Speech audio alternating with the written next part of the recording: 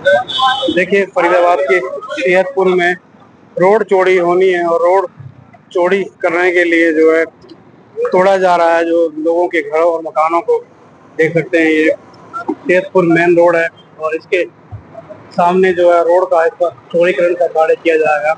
इसलिए यहाँ जो दुकानें और मकानों को तोड़ा जा रहा है। देख सकते हैं, ये नगर निगम फरीदाबाद का बुलडोजर है, पीला पंजा है। जो दुकान है, ये पूरी इन दुकानों को और मकानों को तोड़ा जा रहा है ताकि रोड का जो चौड़ीकरण का कार्य किया जा सके। देखें, अभी बुलडोजर इसको तोड़ेगा। सेफी ट्रेडर एंड फर्नीचर को देखें, तोड़ता हुआ इस दुकान को तोड़ेगा। देखें,